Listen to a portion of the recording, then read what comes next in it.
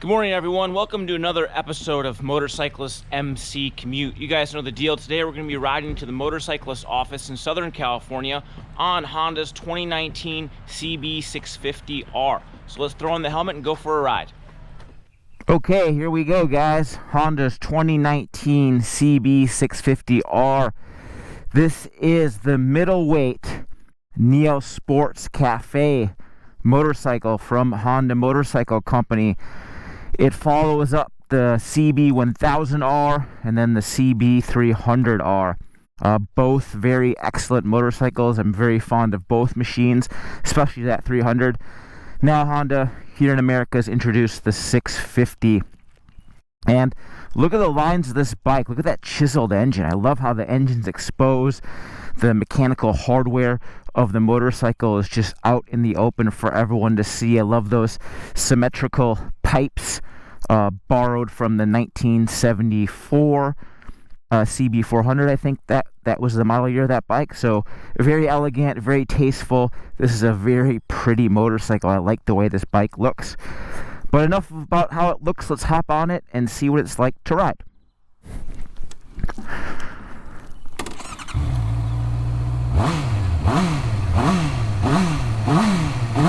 What do you guys think? How's it sound? Sounds pretty good to me, don't you think? You're hearing a 649cc inline-four engine. Right away I hop on this motorcycle and immediately I feel at home. I do like the ergonomics of it. For 2019, Honda dropped the F from the model name, added an R. And what that does is it makes for an overall more sporty motorcycle. This thing is more sporty from the engine, from the handling to the ergonomics. And the ergonomics themselves are canted forward a little bit. The handlebar is a little lower, a little bit more forward. The rider foot pegs are positioned up just a tad bit and a little bit farther back. So it just makes for a more sporty riding position. I really like that. Yet it's not overdone. This isn't crazy sporty where if you have bad flexibility or unable to bend on a bike, you're going to have problems. You're still going to be able to ride this thing. It's not that aggressive. It's not like riding a CBR 1000RR sport bike. So good ergonomics. Seats nice and plush. I like the seat junction where it meets the tank. It's very skinny. You know, it's a 4-cylinder bike, inline-four, but it doesn't feel like it. It almost feels like a twin cylinder in how narrow it is. This motorcycle is packaged very well. We got some heavy traffic today, guys, so this little intersection is going to take us a little bit of a minute to get through. Here we go.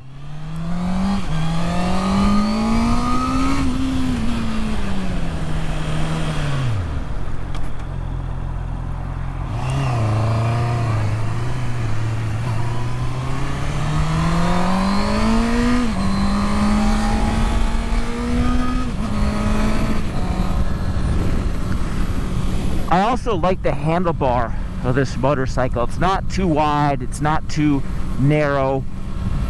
It positions your torso and your upper body in a commanding position that's a good balance between sport and comfort. It's nicely done. Now let's talk about the engine in this thing. 649cc inline-four, liquid cooled, dual overhead cam, 16 valve.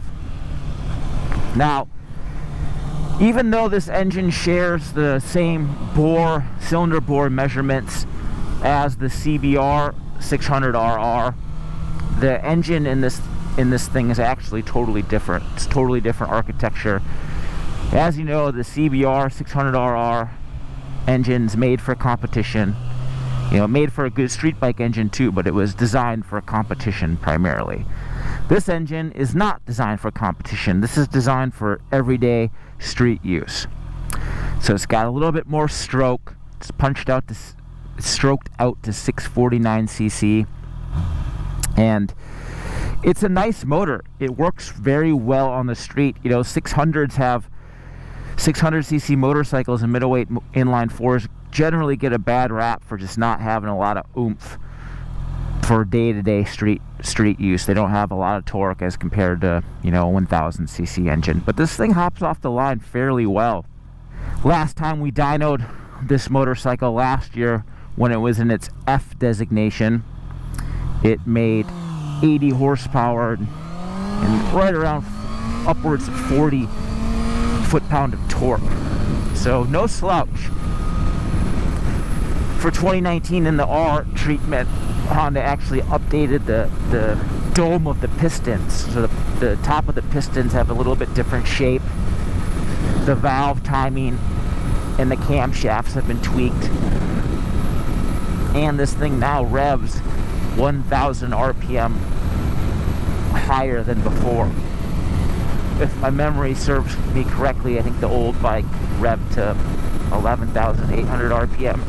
This thing revs to 12,800 RPM now.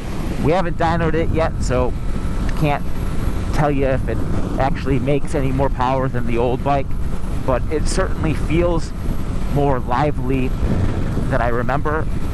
Engine's a little bit more free revving now, it feels like. Just a little bit more apt to accelerate.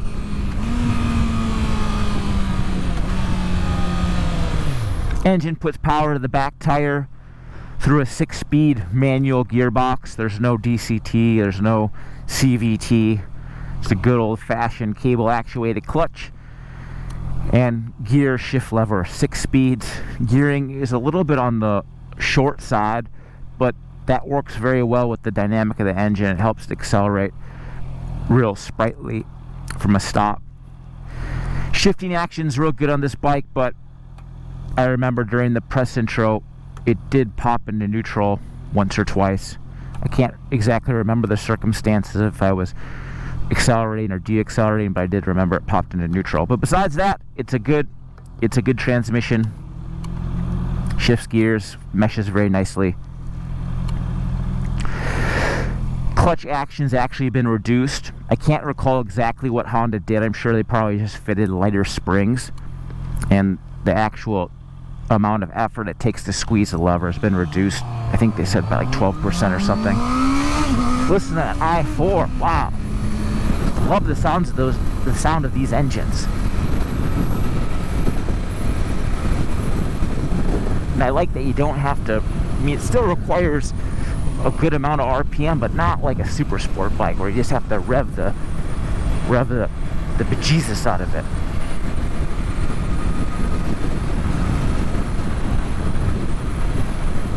Do feel some engine vibration through the handlebar. At this particular running speed, it's pretty mild, but spin the engine to over 6,000 RPMs and you can feel it. Now that we're in 4th gear, you feel vibration through the handlebar and the foot pegs.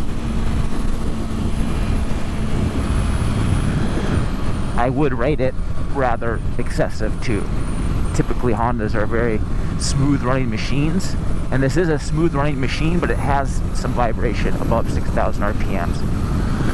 Finally a corner, thank God. Love my corners.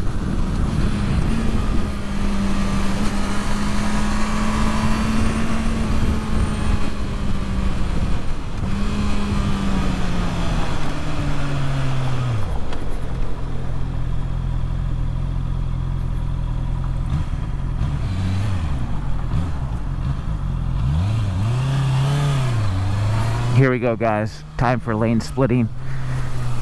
And that's the advantage of riding a very narrow motorcycle, a middleweight like this bike, is it just goes through traffic very easily.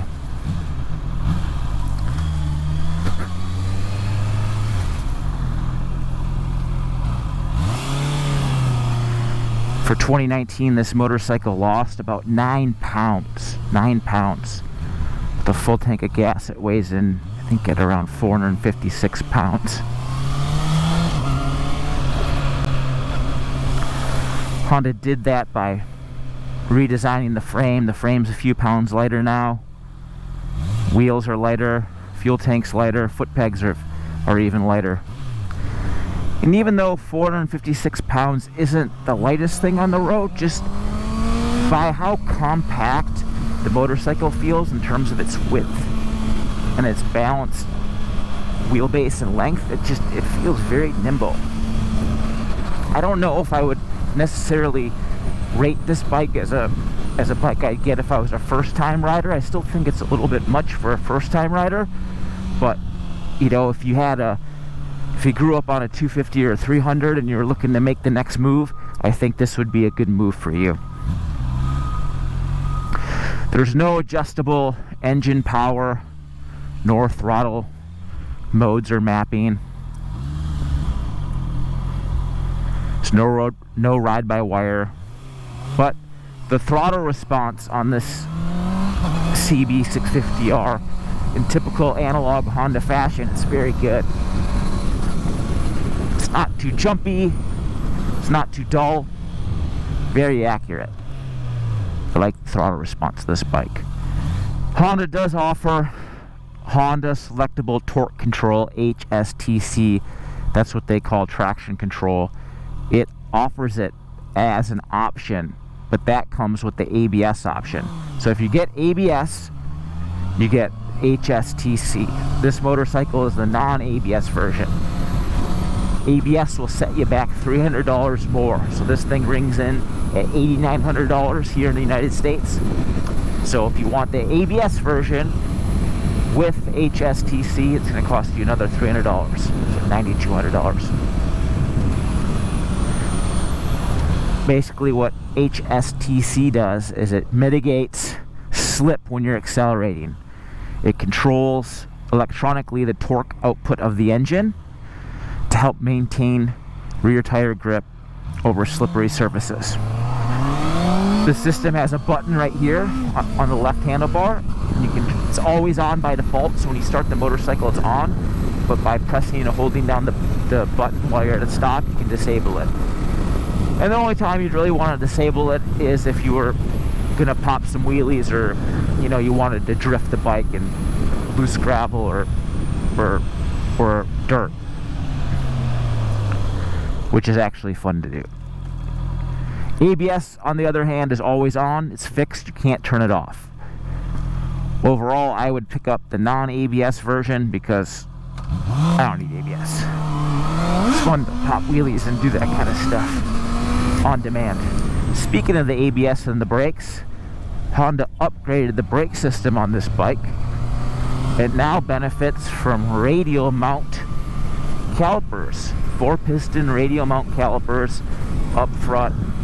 It's got the same kind of rear brake, just a normal vented hydraulic disc, but the rear brake is pleasantly sensitive. I like it. It's not dull, it's sharp, not overly so. Front brake does offer lever position adjustment. 6 positions available, so you can move the brake lever forward or back depending on the size of your hands. I have small to medium sized hands, and I like to have the brake lever really close to the handlebar so I can use it in a pinch. Suspension on this bike's also different. It now gets a separate function fork. So what that means is one fork leg houses a spring, and the spring controls the pitch of the motorcycle.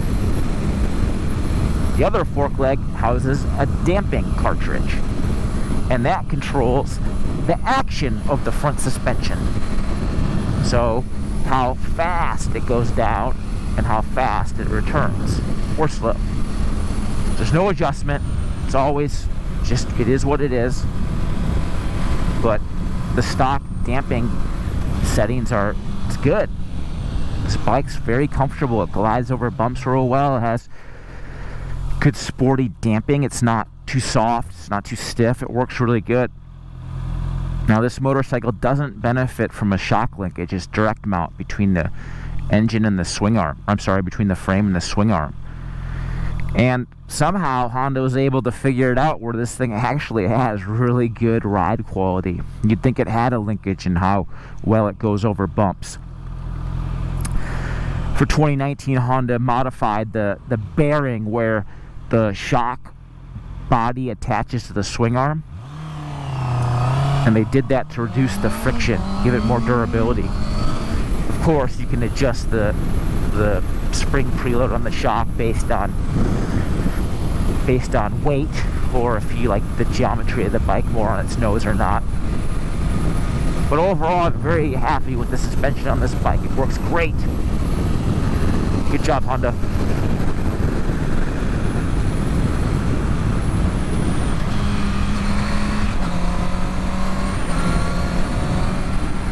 Alright guys, we're getting here on the freeway, cruising at 69 miles per hour, my favorite speed in 6th gear. We're pulling 5,500 RPMs, 56. The vibration hasn't crept in yet. Get up to 80 and now I feel it. We'll slow her back down, we're speeding a little bit too much. I like this dash display, it looks cool. Realistically, I wish it was larger. Almost looks like an iPhone 3G size. So it's a little bit small. The tachometer is a little compact. Everything's just compact and squished down. But I do like that it's got that swept tachometer, fuel gauge, gear position. I like all that stuff. You can adjust, you can look at the average fuel mileage and how much fuel you have remaining right here on the select button. So nice features. Mirrors are nice and wide. I have a good view of what's going on behind me. When the engine's not shaking like crazy, actually the mirrors do a very good job of showing you what's behind you. Very clear.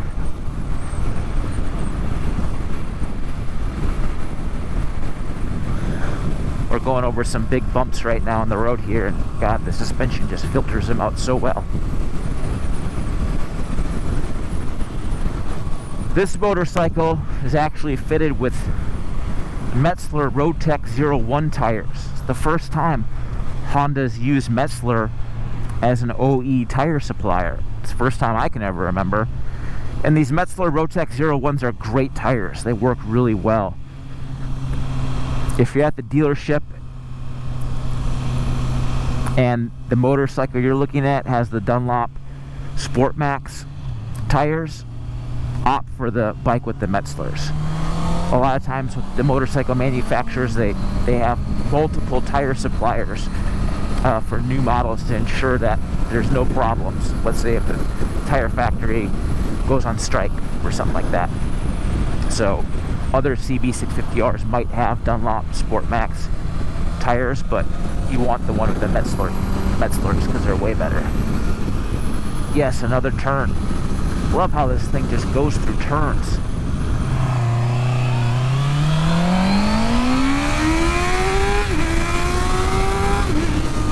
God, this bike's just so fun to ride. I love to whirl up the engine, hear that 649cc i4 just rev.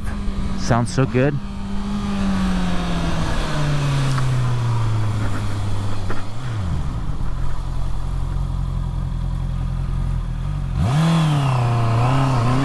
Alright guys, we're almost to the motorcyclist office here.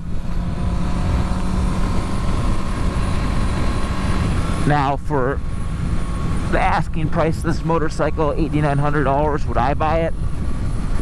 Gosh, I really like this bike a lot. Looks awesome, like really awesome. Handles well, has good acceleration, good componentry. Build quality is very high. This motorcycle isn't built in Japan.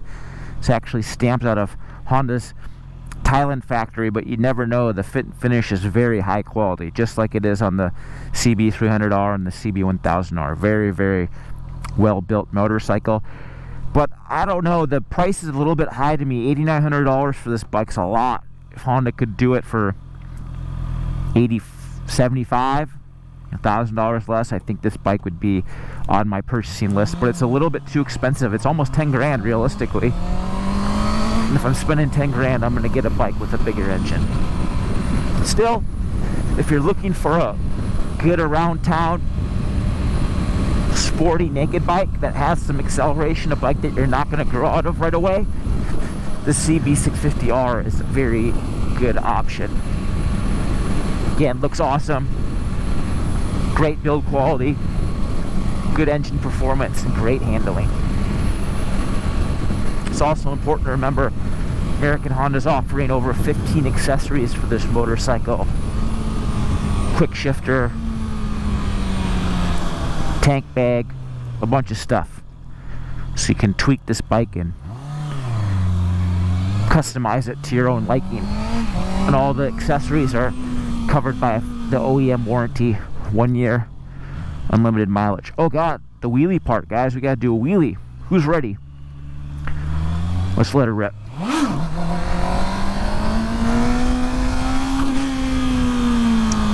Does good wheelies. Let's do it again.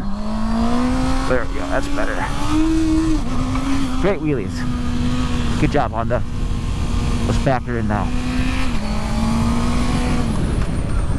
Oh yeah, she backs in real good. Real nice.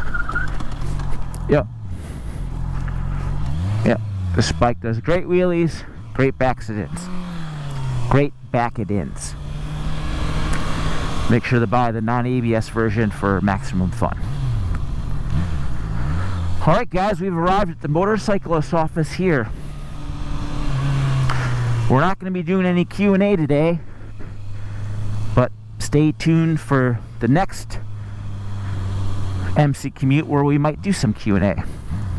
Again, check out our website to read this review, motorcyclistonline.com. Subscribe to our page for all the latest motorcycle videos we have from this. And thanks for watching, guys. We'll see you next time.